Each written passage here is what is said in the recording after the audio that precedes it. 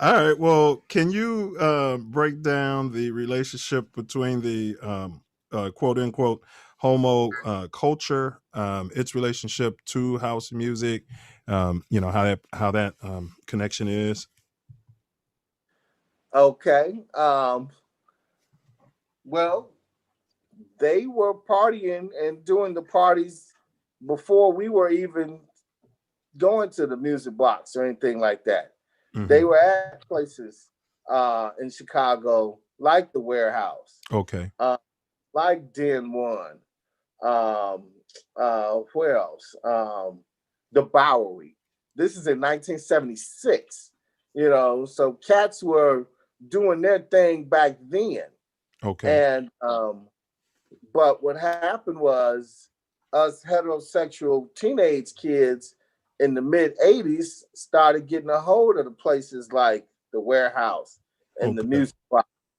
And then we started to invade their party. It's really their party that we've invaded, you know. So Mm, mm. I'm glad you are able to acknowledge that because cats, my age, that came behind you, we I had it twisted and I should have known way better. And I apologized right here on the show before. I just thought they had invaded. I was just ignorant. I thought they had invaded our Ignorant. party. And yeah, it was just nah, stupid. this, It was stupid. this And was who their cares? And who party, cares man. who invaded what? Right. Yeah, it was just stupid anyway. You know what I mean? We're all one. So it was just all together stupid. So I just wanted that to be out there because if they started something and created something, they deserve, the credit for it. Bottom line. So, Ding all right. dong, the wicked witch is dead. What's that? I said, ding dong, the wicked witch is dead. how how did you get started as a DJ? Wow, good question. Well, it started really by just listening to the music at the music box. Then from there, I started collecting music when they started putting music out on CDs. And when they started putting them out on CDs, I just started collecting music. Uh Then I would like have little events at the house, uh and I would was playing on the shuffle player, the uh CD, 6 CDs, throw them in there, know what number to play next, and I'm playing the party doing like that, right? So uh finally, I was like, "You gonna buy me some equipment?" right, right. Went out, bought me some equipment, set up there. My boy Emil, yo, Mr. Good Luck New, yo, yo. Yo. And he said, man, come to my barbecue party. So I Uh come to the barbecue party, and his ship, Brian Sales, Copper 5, Spring 88, yo, Four Kings of yo. Chaos, yo, no. Um, he was like, yo, what you doing? I was like, playing music. He said, no, you not. He said, you want to know how to do this? I was like, yeah. He was like, all right, I'm going to teach you. And he took me under his wing and taught me how to DJ, man. And so I learned the skill and the tools from him. And but the music, everybody has their own way of painting. My painting is different from his, So my art comes from 326 North Michigan, the music box. It comes from there, Now, That's I'm what I found. I hold it right there. The music box. We're about to get there, and I'm gonna hear about that. And I want you to paint some pictures of the box, man, because I personally never went. Before we do that, we had some stuff in the chat that was related to earlier conversation. Ace says Ron Hardy was the godfather of house. Hearing him work songs in the music box was a definite experience. He beat Bad Luck so bad one night I was shaking. Um, Ace, sounds like you want to come on the panel. We're going to open up the panel later, after we're done, with this. We've been waiting a long time to talk to this brother about his memory and knowledge. So Jazzy says, interesting take on house music history. Respect. Yeah, big ups, Jazzy. Big Big ups. ups. Mike Money, Farley, Scott Smoking Seals, Mickey Oliver, Kenny Jam and Jason, Ralphie Rosario. That's a Hot Mix 5. The house mix. That's the house mix for the house heads. For the house heads out there. Yeah, it's the hot mix 5. My bad. All right. WNUR was bumping it back in the day. WNUR. Am I up on WNUR, Self? Or I WNUR think back in the that's day? Northwest. Yeah, Northwestern up north. Oh, okay. Right. All right. But I think it's the same station, but not the same thing on the dial, but they so far apart. HPK and them. Right. I got you. It was depending on what you could pick up. Yeah, where you was at. Yeah, towards- but it was the same network of stations. Mr. Goodluck said mid-'80s. Ace says much respect to WKKC and the Shy for giving House a forum outside of BMX. Yo. Yeah, Mr. Goodluck says Paradise Garage, New York City. I guess he's saying that's where house music started. Well, Mr. Goodluck, I don't know if you're jumping on the panel, but we're going to talk about that. That's Emil. Man, look, that's my running buddy. That's who I went to the music box with. Wow. Okay. Well, we're about to talk about the box. So, if you want your running buddy to come on and talk box with you, we can do that. But because we're about to get into the box in those spots anyway. But Jazzy says Kenny Jason on WDAI was the first spinning house on the radio. I'm not up on WDAI. I'm up on Kenny Jason. And then Mike Money says, Will, don't touch that. I think I know what he's talking about, and so yeah, but I'm just merely speculating. So yeah. All right, so I was going to get into any notable places, if you can kind of paint a picture, because Self Love and I are about lessons, not lectures. So you have firsthand information of what it would be like to walk into one of those spots. So like from your memory, what was the apex spot, when you were partying? If it was a tight DJ, tell us about the best party you remember, something, man. Give us something about the box and the warehouse, and the floor is yours. I mean, it's nothing better than actually experiencing 326 North Michigan lower level. The music box, that place, no other compares to it. And when you go in there, you get spoiled with that type of environment for partying. You walk, first of all, we underneath Michigan Avenue. We're not on Michigan Avenue downtown. You got to go down underneath the Lower Wacker Drive. Lower, so it's the underground. Right. So it was truly the R2 underground back in the day. So we have to be underground already. So as soon as you get underground, it's like cars are parked, people are standing outside smoking squares, drinking, smoking weed. It's a line to get in already. Now take it now. We haven't even we left the house at midnight. We left the house at midnight. So you're heading to the party at midnight. Right. Right. We ain't getting to the party at midnight. We leaving the house at midnight. Wow. Because we don't get on until 2 a.m. Wow. And he rocking it for the next 8 hours for me to 10 a.m. in the morning. Non-stop. And that's how he was able to get away with those 8-minute songs, because he had all night. So anyway, you go downstairs, you underground, you up against this wall where it's a big ass line. You go inside, you pay your money. Off to your right, off to your left, you dip off. It was like separated. There's like a little waiting area, if you can call it that.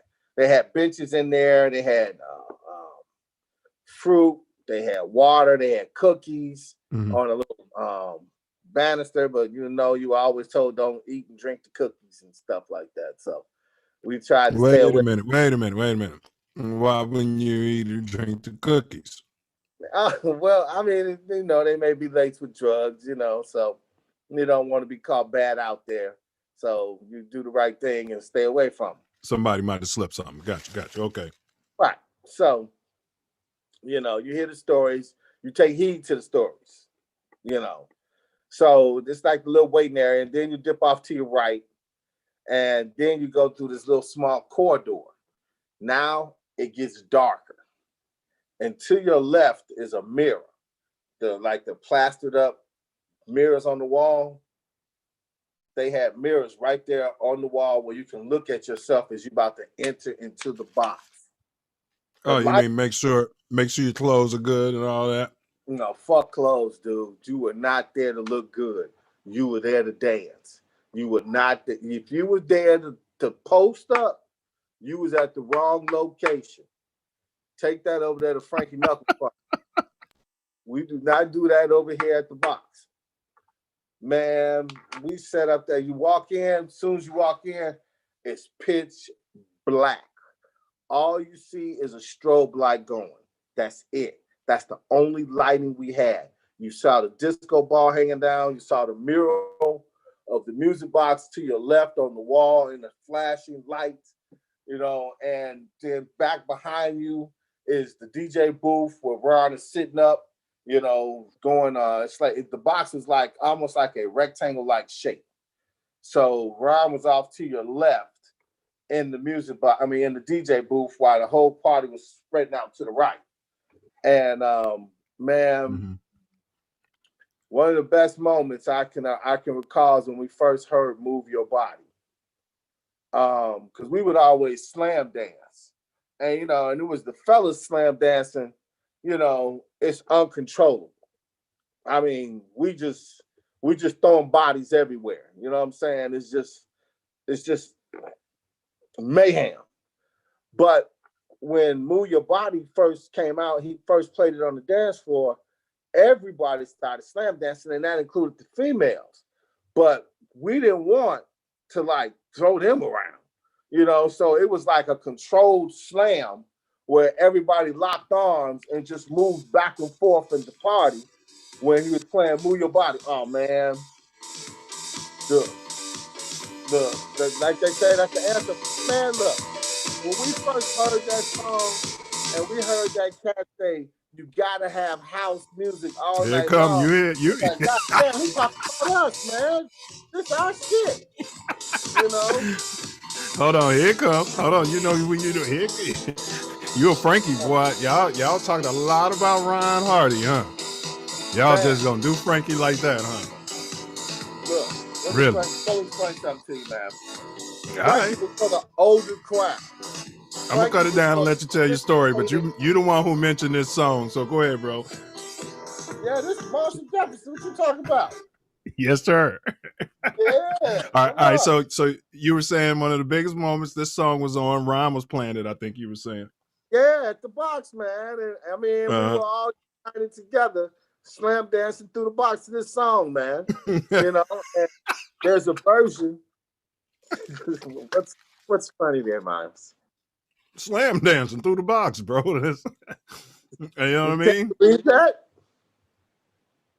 But you can't believe it?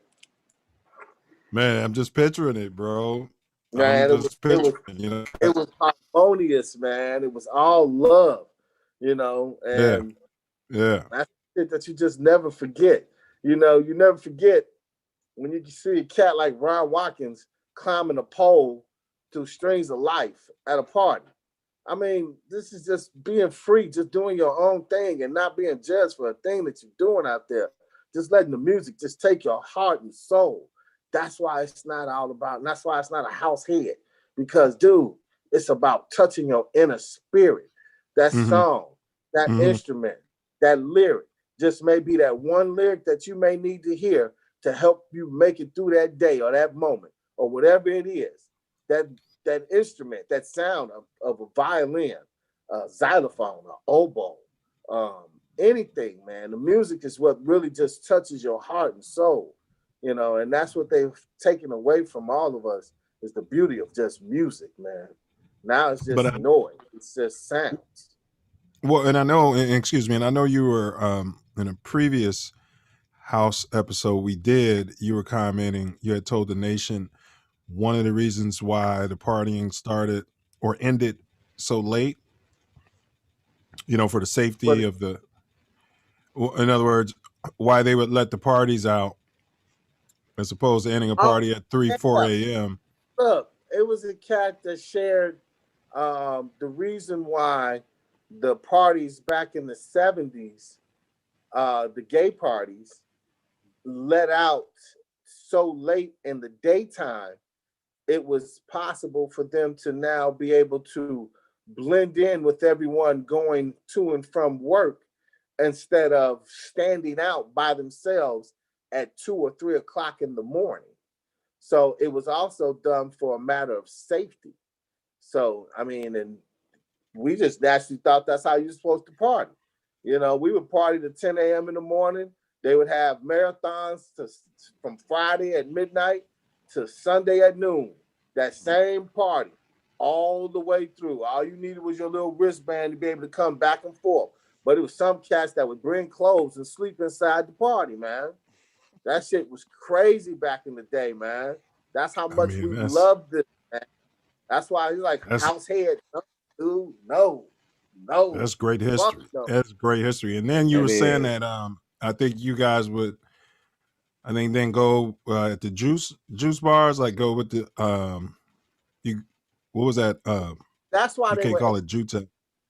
the juice bars. I mean, that's why they were able to stay Yes, the juice bars. They didn't have a liquor license, you know. So we weren't concerned about.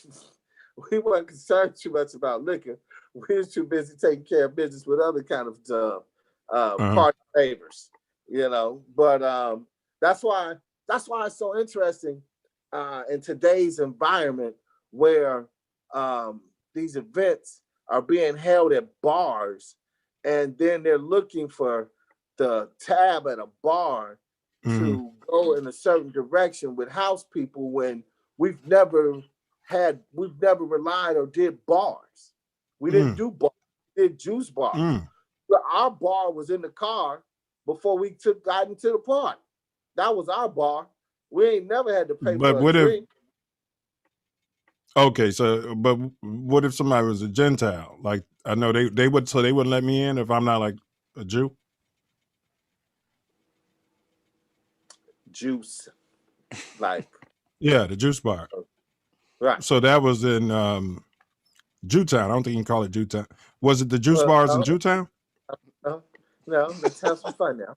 That's how we gotta go now. It was not in Jewtown because Jewtown was over there by Taylor Street. So if I get, he said a juice bar, right? That's where.